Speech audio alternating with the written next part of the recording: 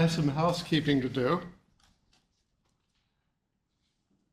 This Halloween, Thursday, marks the 25th anniversary of my ordination to the ministry, and also the 34th anniversary of my joining a Unitarian Universalist congregation.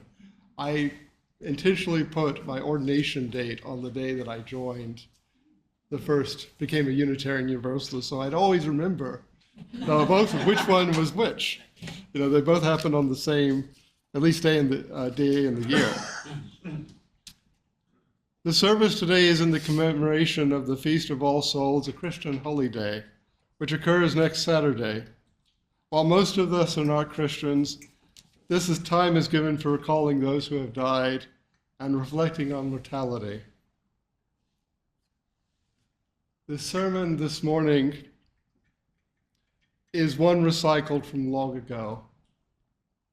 I did not realize it until this morning, but it was the sermon I preached the day that I was ordained. You will notice that my writing style and voice have changed a little bit in 25 years. I was living at the time on the back of a old farmhouse, renting a place on the back of an old farmhouse, and serving a very small congregation. And I had a lot more time to read poetry, take walks in the woods, and my constant companion was a white and orange tomcat. A lot has changed. And finally, for this last bit I normally would not make an announcement, but you need to know, because I can't do it anywhere else, that I will not be keeping office hours tomorrow. My wife is having a medical procedure and will require my attention. For those of you, most of you probably know that we're having communications difficulty this week, and I would not be able to send this information by an e-blast. That's the end of my announcements. I'm sorry about that. One of the silliest sketches in the old Monty Python series is the one about the dead parrot. Those of you who don't remember or never saw it, a man goes into a pet store to return a parrot he had recently bought. The parrot is lying vertically in his cage and is not moving. The man complains to the proprietor that the parrot has never shown any signs of life, that he in fact has been sold a dead parrot. The proprietor replies, "He's not dead, he's just sleeping."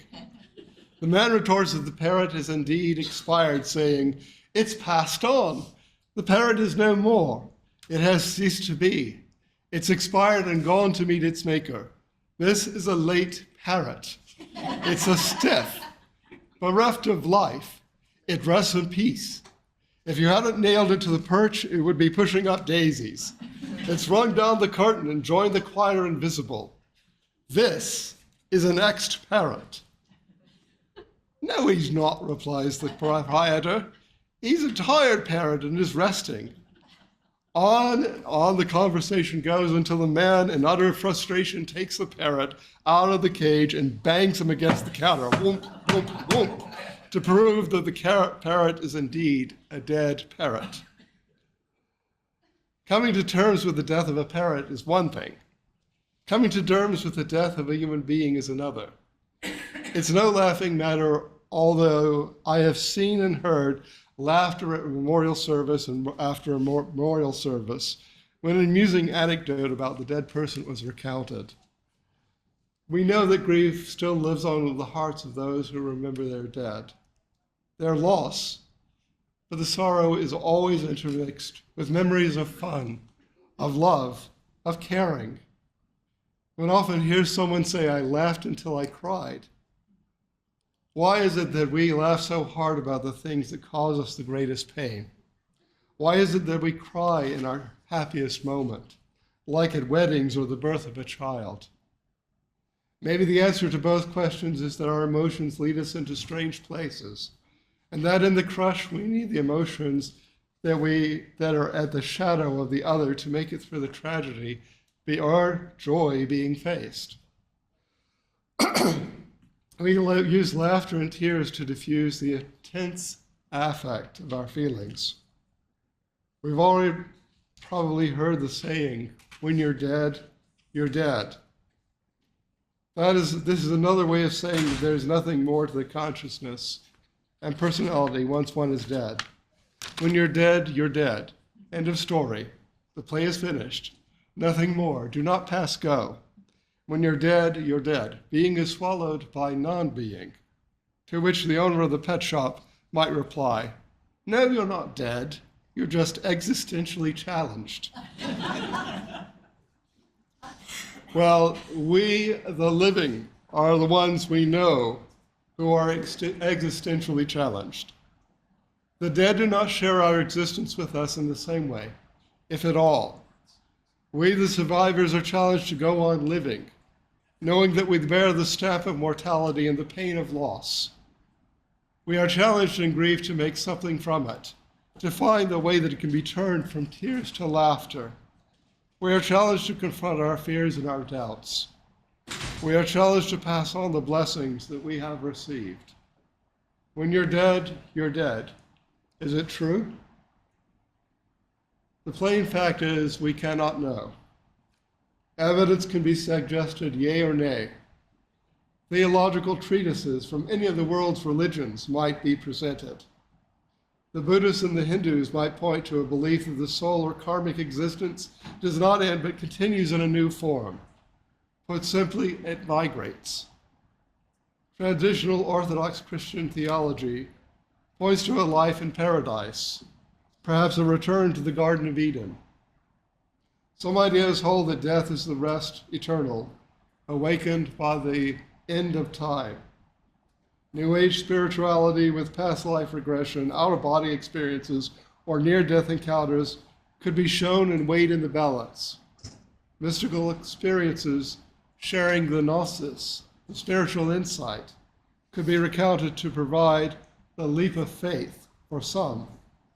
But for others of us, those ideas and experiences might be less authoritative than they are for the individuals who experience them personally.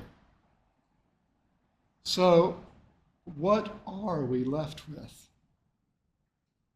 We are left with the mystery of being individuals, finite in this form at least, struggling with the mystery of being, a mystery that cannot be finally known or rationalized, but only entered into with recollection and celebration, reflection and feeling, right and wonder. The celebration of all souls is that. It is also our attempt to remember those who filled our days with something more than just triviality, those who made us the people we are today. Yes, regardless of how staunchly rugged, individually made you are still formed by other people. It is a myth of our Anglo-American culture that the individual stands against the world completely. A person is more than the definitions placed upon him or her by others, but it is in community that we are often revealed. In All Souls, we recognize that our personal community is diminished by the absence of others. We do not know what happens to the dead after they died, in what form of being or non-being they may reside.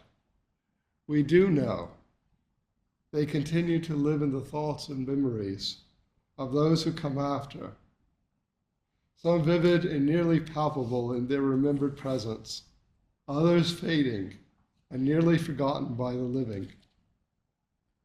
But remembered or forgotten, they continue to exert an immortality of influence in the biological chain of being that links all life and all generations, and in the establishment of ways and customs, art and language, innovation and inventions that leave their mark upon our lives, that we may not know from whence or whom they come. In Shakespeare's play Hamlet, the young prince of Denmark must face the possibility of his own life, the end of his own life, his own death.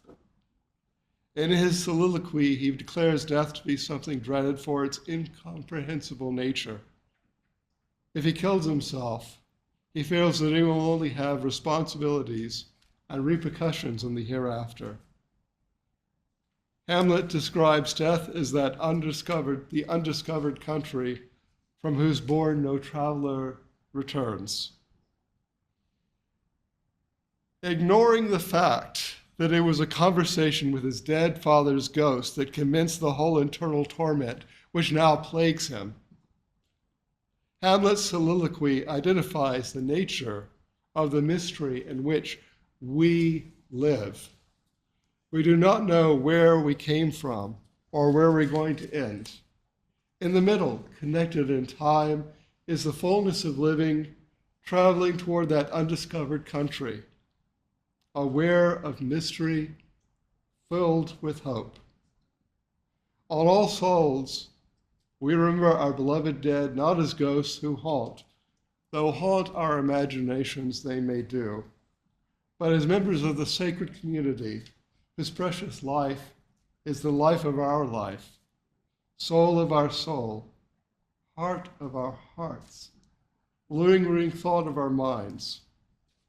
We count up the treasures they have left, gifts of life and love and wisdom, and consecrate them to our continued use and progress, that we in turn may add them to the ever-growing treasures of the common life.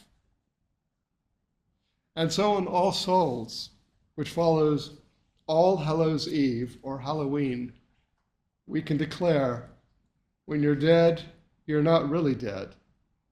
The dead continue to live, at least in the hearts and minds of the people in whose lives they still live, in whose thoughts they are present, and whose memories they are not forgotten.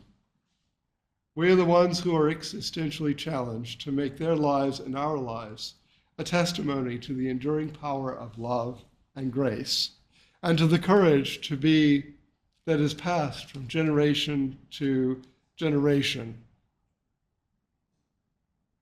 Let me end this brief homily with this thought, both mysterious and scientific. We are made from the stuff of the sun that brightens this world. The same atoms energizing the stars burn in us as well. We may be formed on the subatomic level of mere energy connected by strings of energy. If that is so, then these tiny string particles that stir the energy of our bodies might continue well after our lives. We do not understand how the universe works. In the sum total of existence, our true knowledge is minute. We do not know what connects and holds the universe together. We have theories, but they're probably all wrong. For goodness sakes, it was only in the past few decades that scientists learned how caffeine works. We don't know that much even about ourselves. The mystery of our existence is not only death and loss, but in living at all. How is it that billions of atoms became animated with ambition to procreate and to prosper? How is it that those billions of atoms got together and formed a sentient human being, crying to the world when it comes into it? We do not know what becomes of the energy that makes us when we die. We do not know if it dissipates or if it moves elsewhere, if it continues to exist. This is not a subject for mystical theology, but in fact quantum physics, which is a different kind of mystery unto itself.